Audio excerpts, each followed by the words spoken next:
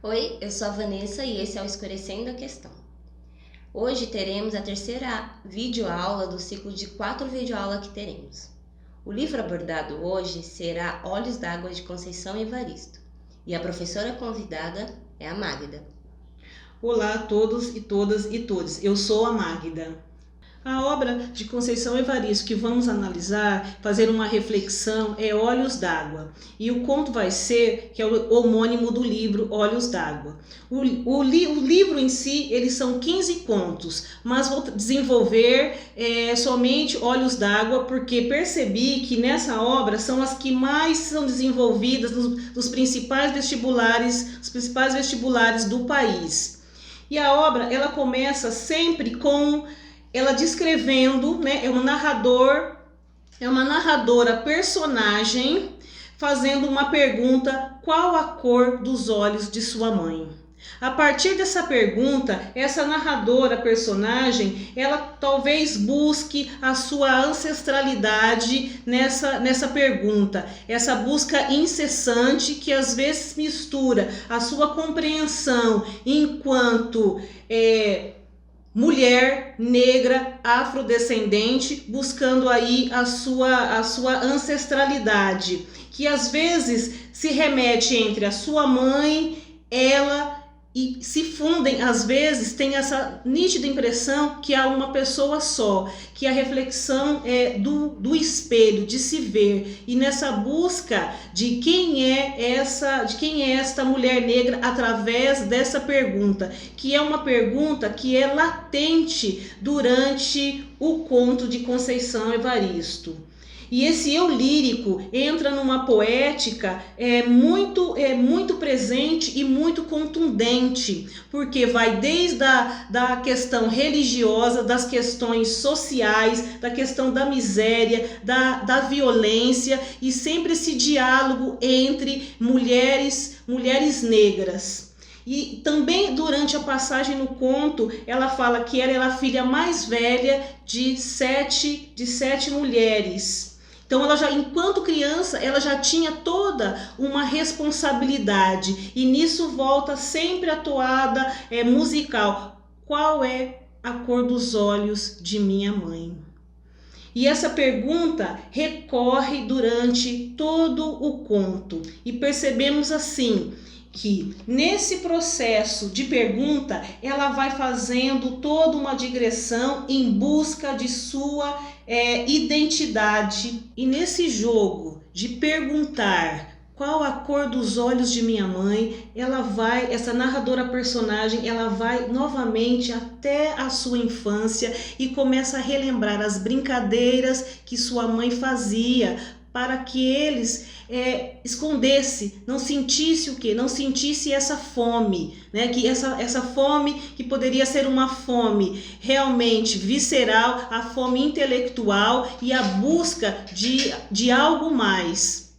Podemos perceber também que nessa busca desta pergunta, já retomei a questão da identidade, a questão da busca da mulher negra, enquanto um posicionamento, e também carrega nessa pergunta aonde está a condição da mulher negra afrodescendente, tanto num país como o Brasil e também como no mundo, né? Então, que viés que essa mulher tem fazendo dentro dessa reflexão, numa pergunta que nos parece tão simples e tão sutil, que simplesmente não é a questão da cor dos olhos, mas sim o que está além das linhas dessa pergunta, que é uma pergunta muito profunda de uma mulher que vem de uma classe baixa, que mora em uma favela, para saber a cor dos olhos de sua mãe. Então não é uma pergunta simplesmente muito tênue, porque vai muito mais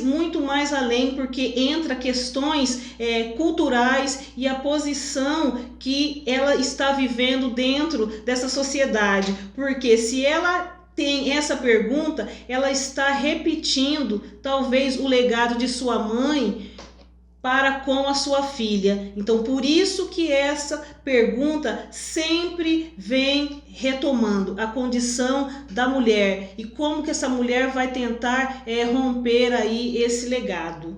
A obra publicada em 2014 carrega em suas narrativas vivências sociais, históricas e atuais de um Brasil negro, muitas vezes silenciado, o que é tratado como índice, números e estatísticas em jornais. Em Olhos d'Água é conduzido por nomes, personalidades e protagonismo.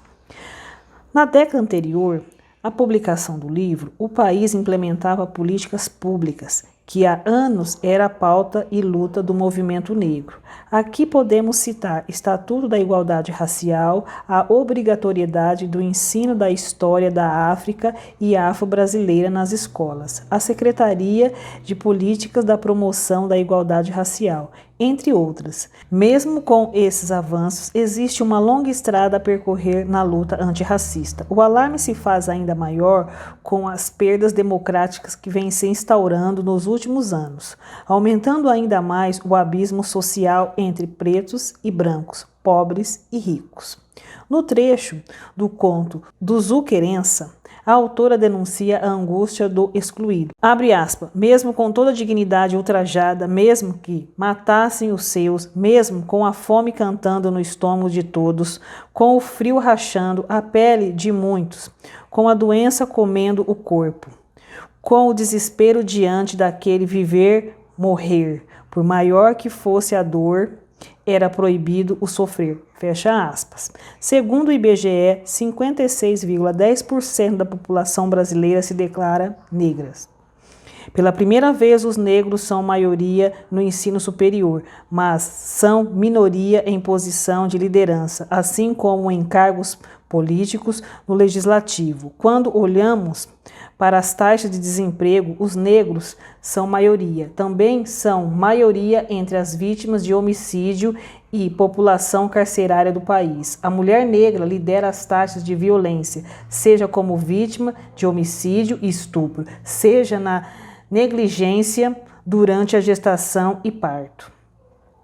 Abre aspas, em quantos filhos Natalina teve, a narrativa se confunde com a realidade. Abre aspas. O homem desceu do carro, puxou-a violentamente e jogou-a no chão.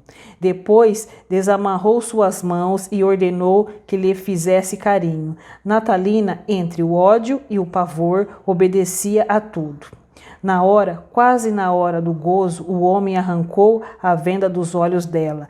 Ela tremia, seu corpo, sua cabeça estava como se fossem sem arrebentar de dor. A noite escura não permitia que dividisse o rosto do homem. Fecha aspas. Conceição Evaristo é uma voz poderosa dentro desse contexto. Em Olhos d'Água, ela narra a marginalidade em que o povo negro vive. São contos marcados de violência, fome, ancestralidade, fé, lágrimas e miséria. Acho que é importante a gente até fazer um paralelo com as obras já trabalhadas, né, nas outras videoaulas, que foram Sobrevivendo no Inferno e O Quarto de Despejo, da Carolina Maria de Jesus, que assim como essas duas obras, a Conceição Evaristo também traz muito a questão da oralidade, né, do escutar e contar. E no Olhos d'Água a gente percebe isso através dos 15 contos apresentados no livro. Esse escutar e contar, esse observar o cotidiano e passar para as palavras aquilo que se vê, né? Por isso que a Conceição Evaristo fala tanto em escrevivência, né? É a vivência escrita, né? Aquele meio que cerca a gente, que a gente observa e consegue transpor para as palavras. E aí a gente traz essa questão da oralidade, que quando a gente fala em oralidade também, a gente está falando muito em ancestralidade. E assim como a Carolina, assim como os Racionais, a Conceição traz essa ancestralidade. Cada um da sua maneira, cada um no seu meio, mas resgatando muito fortemente essa questão do sentar e escutar sua avó conversando, ou então de estar no bairro e ver o vizinho conversando. E aí isso trazendo diversos meios vividos. Então, essas 3 obras, elas conversam muito em si nessa questão da vivência, né? Da questão de a pessoa que vive falando do meio que vive e muitas vezes para quem vive. E por mais que Olhos d'Água trazem no decorrer do livro contos diferentes um dos outros, a centralidade dele está em uma coisa só, né? Ou em algumas coisas, na verdade, que é o protagonismo negro, que é a condição da mulher negra, que é a pessoa periférica. Então, tudo isso no decorrer do livro, a Conceição, ela tá trazendo pra gente. E esse conto que abre, né, o livro e que dá nome ao livro, né, Olhos d'Água, que a Magda tá explanando aqui pra gente, eu penso que seja o conto do livro que mais traz esse resgate ancestral. Porque a partir do momento que ela tenta lembrar a cor dos olhos da mãe dela, ela está fazendo um resgate ao passado. Ela está fazendo um resgate àquela convivência com a sua anterior. Então, talvez seja o conto que mais expressa essa questão ancestral, essa questão oral, né, Magda? Isso mesmo, essa questão da oralidade, ela é muito presente, a questão do contar a história, que se torna talvez até como uma musicalidade, uma poética da oralidade, né? Que isso às vezes está carregado em cada um de nós, mas na obra a gente percebe que isso se torna algo.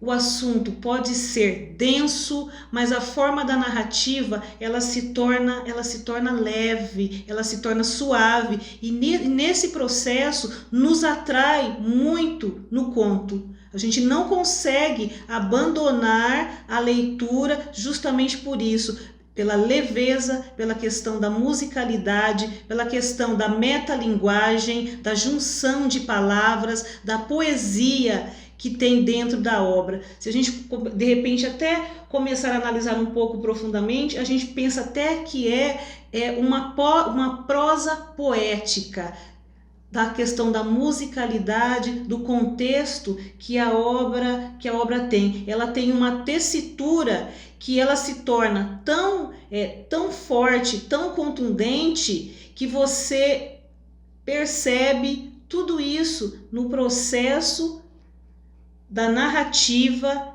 e percebe a questão desse narrador contando essa história para você. Você está lendo a história, mas você consegue, parece que, ouvir a voz dessa narradora. Isso que eu acho também que nos encanta dentro desse conto.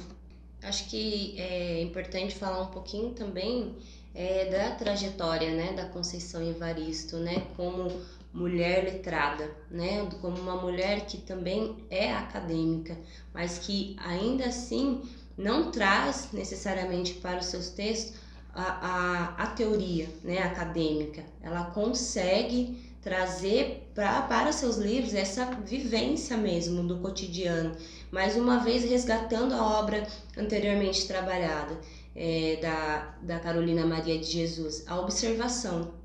Ela consegue transpor para a palavra a observação do meio que ela vive, né? Do meio que a realidade mostra para ela.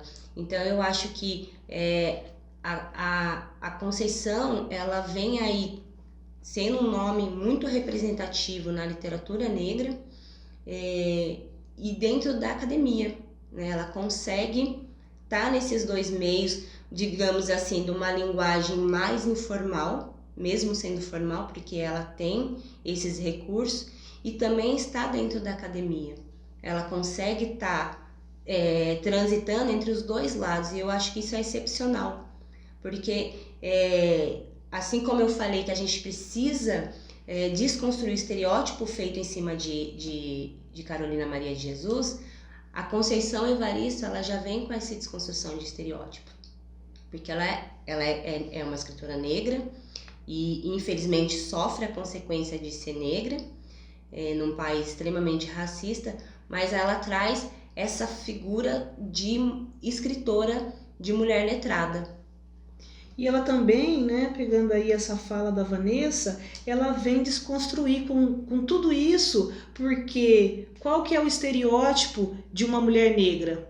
Se você olhar uma mulher negra, você já pensa que ela sempre está com trabalhos inferiores. E se a gente olha no histórico da Conceição Evaristo, sim, ela teve alguns trabalhos, mas aí ela também galgou por mérito através do estudo toda a sua formação. E aí bem colocado, é isso que a Vanessa falou, ela transita entre esses dois mundos, né? Então ela está nesses mundos paralelos e ela não fez uma escolha, ela está dentro do mundo acadêmico, letrada, fez aí o seu doutorado, mas ela também estava dentro de uma escola pública, convivendo com alunos, teve todo o seu passado, não o abandonou e resgatou através da sua literatura.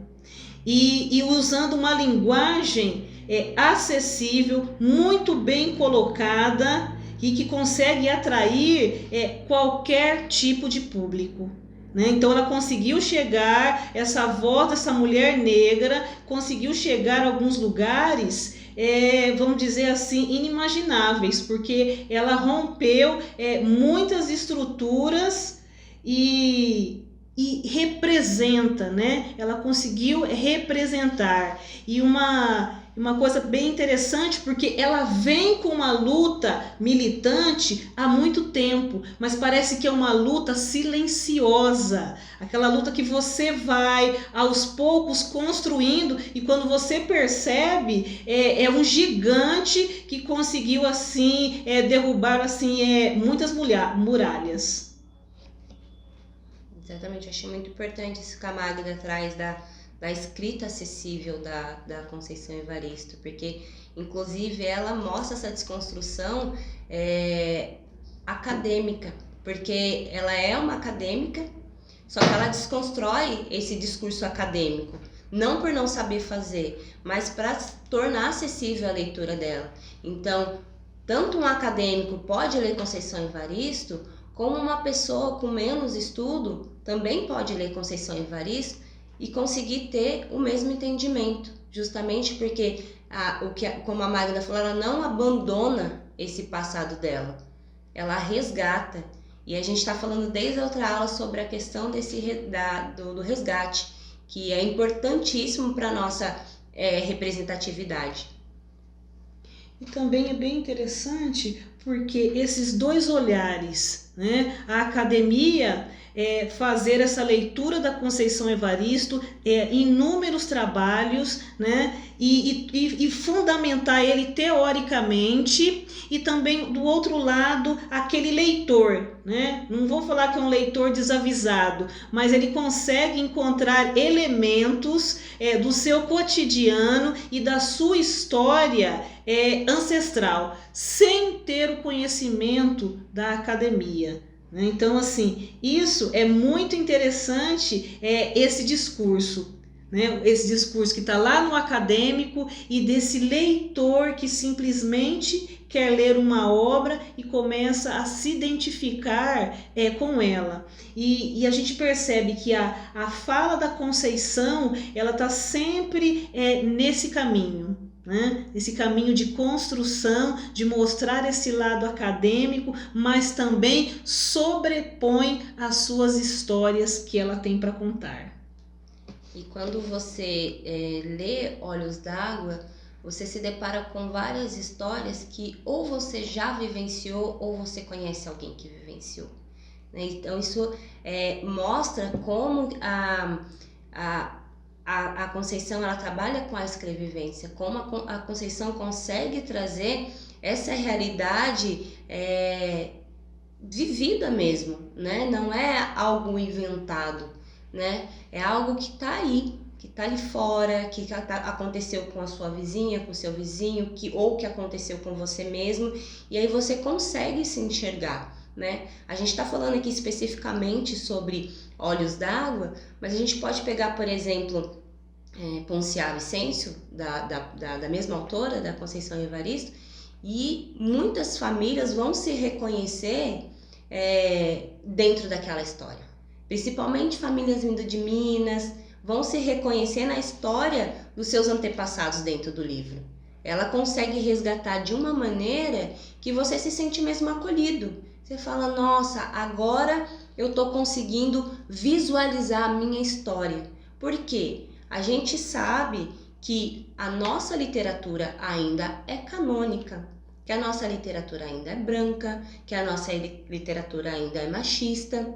Então, a partir do momento que você se depara com uma escritora igual Conceição Evaristo, que te acolhe, que está ali mostrando uma história que te representa, ou então que assemelha muito com a sua vida, você se sente representado. Quando a gente fala nessa palavra representatividade que está tão em moda, né, acaba ficando vazia. Mas se você dá o contexto para ela, né, principalmente para a gente que está dentro desse contexto, essa palavra representatividade, ela tem muita força. E eu acho que a Conceição, eu tenho certeza que a Conceição Evaristo, ela faz isso com muita propriedade.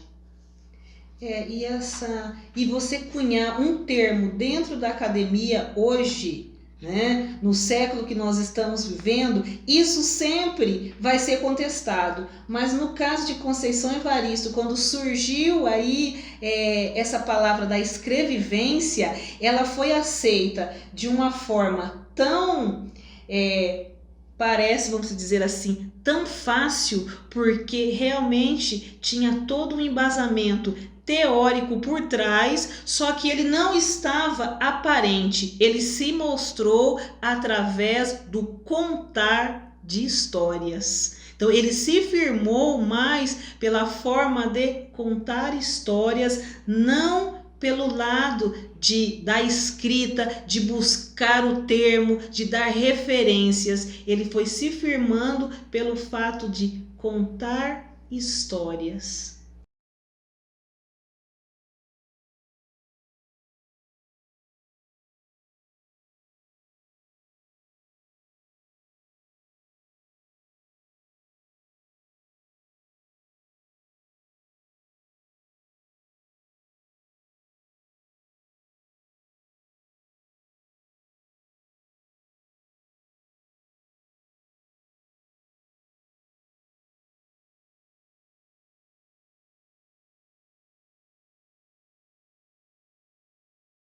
É muito bonito mesmo. E hoje eu estava relendo esse conto. Eu falei assim, se fosse para eu presentear alguém hoje, eu presentearia o meu avô, de 92 anos, porque a questão do contar histórias. E quando eu li Conceição a primeira vez,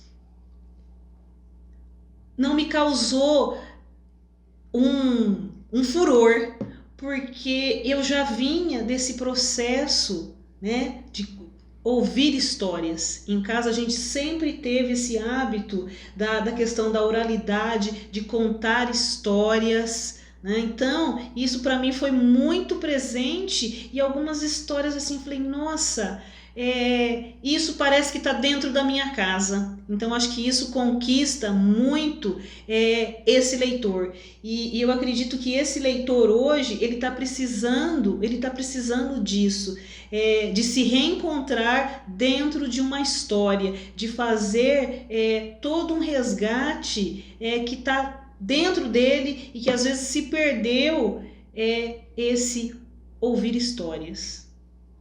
E essas histórias muito bem contadas e que nos aproxima. Eu acho que, falando, até sendo repetitiva, né, mas a importância desse projeto, né, do Escurecendo a Questão, é esse resgate, sabe? É justamente esse resgate. Ou seja,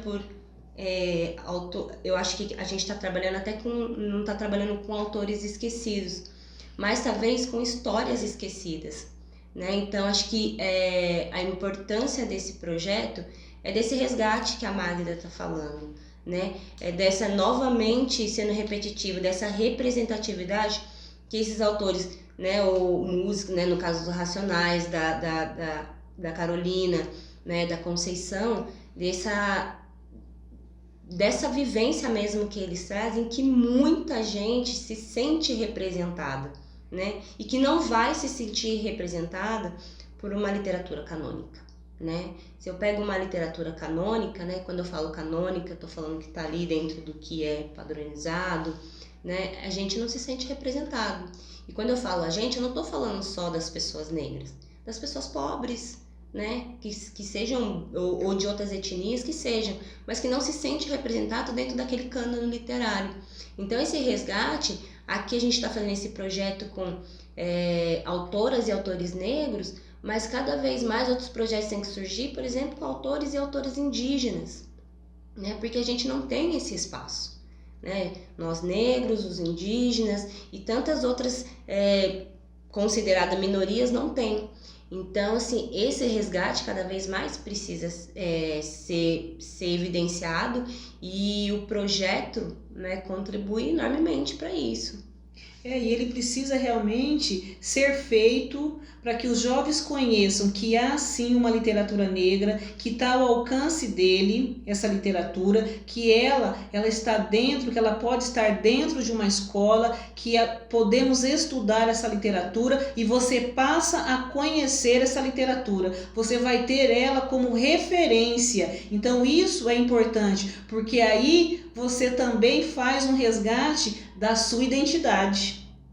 Você se encontra também dentro dessa literatura, porque às vezes você fala, tem tal autor que é negro, mas você não leu, não está próximo de você. E essa literatura que a Conceição está fazendo, ela está entrando, ela não está batendo na porta e pedindo para entrar.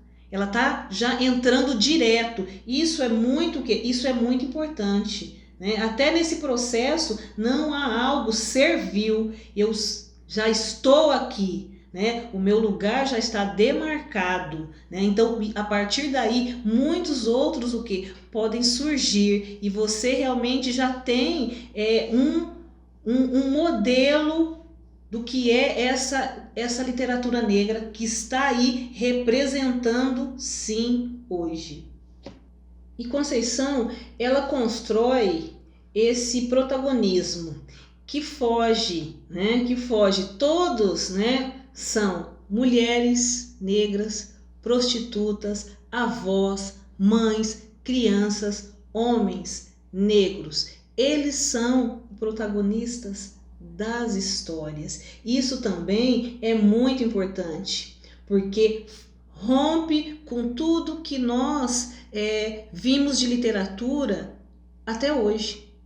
Rompe, né? E a gente vê que são histórias fortes, de pessoas também que são fortes, que às vezes são invisíveis, e ela coloca eles como os seus protagonistas ímpares. Bom, pessoal, é isso. Essa foi a videoaula sobre Olhos d'Água, da Conceição Evaristo. E para finalizar, eu queria falar uma frase dela, que é a seguinte: a gente combinamos de não morrer. E é por isso que hoje eu e Magda estamos aqui nessa aula. E eu quero convidar vocês para a próxima videoaula, que será O Espelho, de Machado de Assis. Então vocês fiquem ligados na nossa próxima videoaula.